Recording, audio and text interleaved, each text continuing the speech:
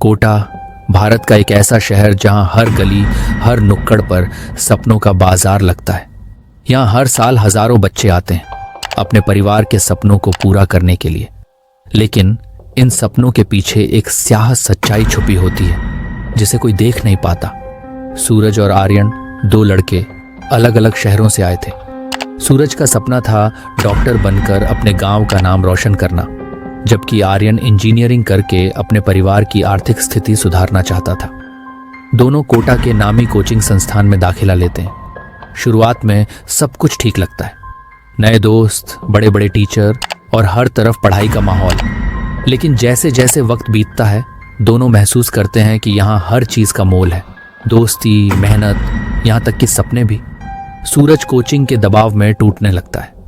तो दोस्तों, इस इमोशनल टच देने वाले स्टोरी में आप और आगे बढ़ो, उससे पहले आपके भाई का भी हौसला बढ़ाओ और चैनल को सब्सक्राइब करो और वीडियो को लाइक करना तो बिल्कुल भी मत भूलिए।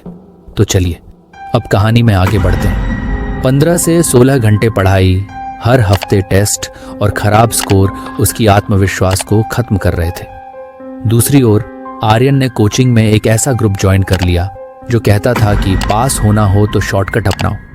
एक दिन सूरज को उसके बैचमेट्स से एक किताब मिलती है। ये कोई साधारण किताब नहीं थी।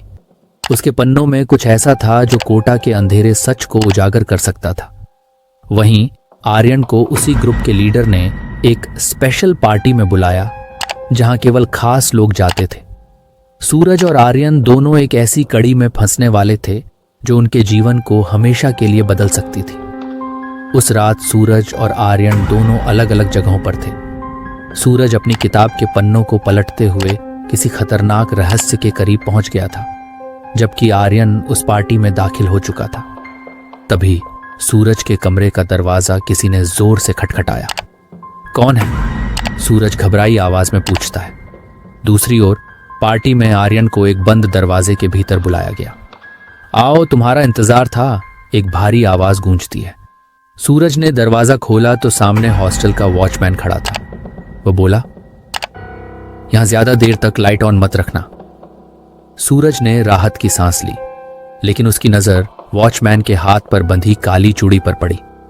ये वही चूड़ी थी जो उस किताब में छपे एक चित्र में दिखी थी। वॉचमैन के जाने के बाद सूरज ने किताब को ध्यान से पढ़ना शुरू किया। उसमें कोटा के एक गुप्त संगठन का जिक्र था जो बच्चों को उनकी असफलता के डर से फंसाकर अपने जाल में लाता था। यह संगठन न सिर्फ बच्चों की मानसिक हालत का फायदा उठाता था, बल्कि उन्हें अवैध कामों में धकेल देता था। किताब के आखिरी पन्ने पर लिखा था, अगर ये किताब तुम्हारे हाथ में है तो तुम उनकी नजरों में आ चुके हो। भाग सकते हो लेकिन छुप नहीं सकते। आर्यन को उस पार्टी में ले जाया गया जहां संगीत तेज था, लेकिन वहां का माहौल अजीब था। लोग कानों में कुछ फुसफुसाते थे और हर किसी के चेहरे पर नकाब था। उसे एक बड़े कमरे में ले जाया गया जहां एक शख्स काले कपड़ों में खड़ा था। तुम यहां नए हो आर्यन, लेकिन तुम्हें अपने सपनों को पूरा करना है तो हमारे नियम मानने होंगे। आर्यन ने डरी हुई आवाज में पूछा, कौन से नियम? उस शख्स ने एक फाइल उसकी तरफ बढ़ाई। यहां हर कोई जीतता है, लेकिन तुम्हें कीमत चुकानी होगी।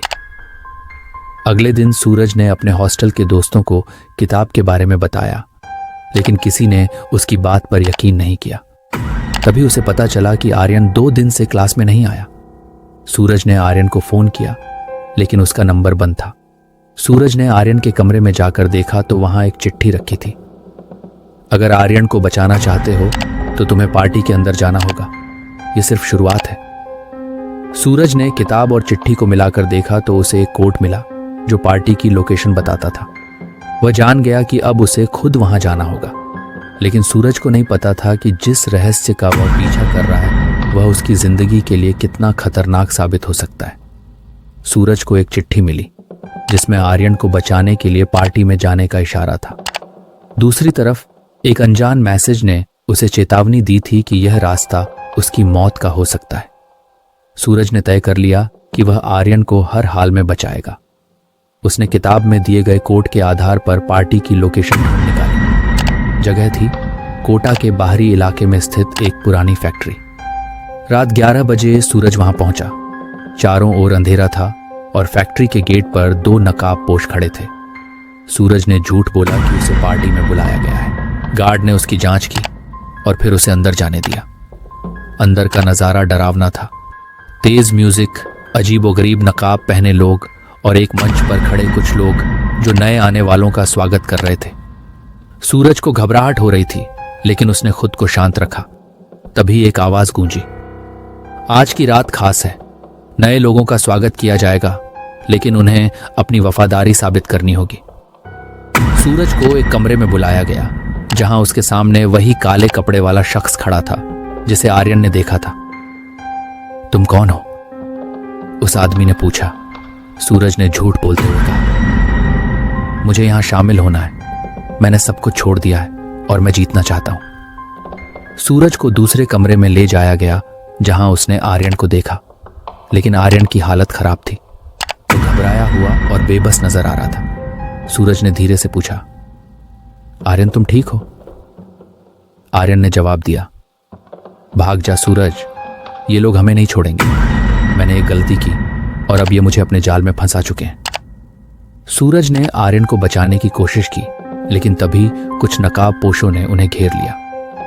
तुम दोनों यहां से बाहर नहीं जा सकते, वह काले कपड़े वाला आदमी चिल्लाया। सूरज और आर्यन को एक बड़े कमरे में ले जाया गया, जहां कई और लोग बंद थे। हर किसी की आंखों में डर साफ दिख रहा था। तभी उस आदमी ने कहा, यहां से बचकर वहीं जा सकता है जो हमारा खेल जीत जाए।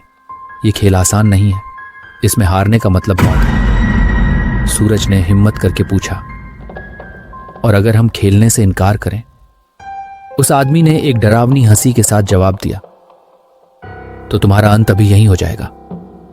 खेल शुरू होने वाला था। सूरज और आर्यन के सामने 2 दरवाजे थे। एक दरवाजा तुम्हें आजादी देगा और दूसरा मौत, लेकिन तुम दोनों को एक ही दरवाजा चुनना होगा। आर्यन ने घबरा कर कहा, सूरज मैं ये नहीं कर सकता, हमें यहां से भागना होगा। सूरज ने चारों ओर देखा। तभी उसने महसूस किया कि दीवारों पर कुछ संकेत बने हुए हैं। सूरज ने आर्यन से कहा, हमें इस खेल के नियम तोड़ने होंगे। ये लोग हमारी डर का फायदा उठा रहे हैं। लेकिन तभी गार्ड्स उनकी ओर बढ़ने लगे। सूरज को फैसला जल्दी करना था। सूरज ने एक दरवाजे को खोलने के लिए हाथ बढ़ाया, लेकिन अचानक एक और तेज आवाज आई, रुको, तुम्हें लगता है कि तुम यहां से इतनी आसानी से भाग जाओगे? कमरे में अंधेरा छा गया और सूरज और आर्यन की चीखें गूंज उठी। सूरज और आर्यन को एक खतरनाक खेल में फंसा दिया गया था। उनके सामने 2 दरवाजे थे, एक आजादी और दूसरा मौत की ओर ले जाता था। सूरज ने दीवारों पर कुछ संकेत देखे, लेकिन गार्ड्स उनके करीब आ रहे थे। अंधेरे में सूरज ने दीवार पर बने संकेतों को पढ़ने की कोशिश की। संकेतों में एक वाक्य लिखा था, डर को जीत लो, आजादी तुम्हारे कदम चूमेगी। सूरज ने आर्यन को शांत करते हुए कहा, यह सब हमारे डर का खेल है। हमें डरने के बजाय सोच समझकर कदम उठाना होगा। वह दोनों दरवाजों के पास गया और ध्यान से उनका मुआयना किया। सूरज ने महसूस किया कि एक दरवाजे के पास जमीन गीली थी और हल्की हवा का एहसास हो रहा था। उसने सोचा, यह आजादी का रास्ता हो सकता है। सूरज ने आर्यन का हाथ पकड़ा और धीरे से कहा, हमें इसी दरवाजे से जाना होगा। अगर यह गलत हुआ तो भी कम से कम हमने लड़ाई लड़ी। गार्ड्स तेजी से उनकी ओर बढ़ रहे थे। सूरज ने दरवाजा खोला और दोनों ने अंदर छलांग लगा दी। जैसे ही वे अंदर पहुंचे, सूरज का अंदाजा सही निकला। वह दरवाजा एक गुप्त सुरंग में खुला जो फैक्ट्री के बाहर जाती थी। लेकिन यह इतना आसान नहीं था। सुरंग में कई जाल बिछाए गए थे। सूरज और आर्यन को दौड़ते हुए हर मुश्किल को पार करना पड़ा। कई मिनटों तक दौड़ने के बाद वे सुरंग के आखिरी छोर पर पहुंचे। वहां एक छोटा सा रास्ता दिखा जो फैक्ट्री के पीछे के जंगल में खुलता था। दोनों ने तेजी से बाहर निकलने की कोशिश की। बाहर निकलते ही सूरज ने आर्यन से कहा, हम अभी सुरक्षित नहीं हैं। वे हमारे पीछे आ सकते हैं। हमें पुलिस के पास जाना होगा। सूरज और आर्यन ने किसी तरह पास के एक पुलिस स्टेशन तक पहुंचने में कामयाबी पाई। उन्होंने इंस्पेक्टर को सारी बातें बताईं, काले कपड़ों वाले शख्स, खतरनाक खेल और कोटा के इस अंधेरे सच के बारे में। पुलिस ने तुरंत कार्रवाई शुरू की। अगले ही दिन फैक्ट्री पर छापा मारा गया। वहां से कई मासूम बच्चों को छुड़ाया गया जो उस खतरनाक संगठन का शिकार हो चुके थे। इस घटना के बाद सूरज और आर्यन ने कोटा छोड़ने का फैसला किया। उन्होंने अपनी पढ़ाई कहीं और से जारी रखी। सूरज ने जाते जाते कहा, कोटा जैसे शहर में सपने पूरे हो सकते हैं, लेकिन यहाँ का माहौल कुछ को तोड़ भी देता है। हमें यह सीखना होगा कि किसी भी हालत में अपनी इंसानियत और हिम्मत नहीं छोड़नी चाहिए। कोटा के इस खतरनाक जाल से सूरज और आर्यन बच निकले, लेकिन हर किसी की कहानी इतनी खुशकिस्मत नहीं होती। ये कहानी सिर्फ एक चेतावनी है कि सपनों की इस दौड़ में खुद को खोने से बचाना बहुत ज़रूरी है। दोस्तों, कैसी लगी आपको ये स्टोरी? हमें कमेंट करके ज़रूर बताइए और ऐसे ही और इंटरेस्टिंग कहानियाँ के लिए इस चैनल को लाइक, शेयर, सब्सक्राइब करना बिल्कुल मत भूलिए। धन्यवाद।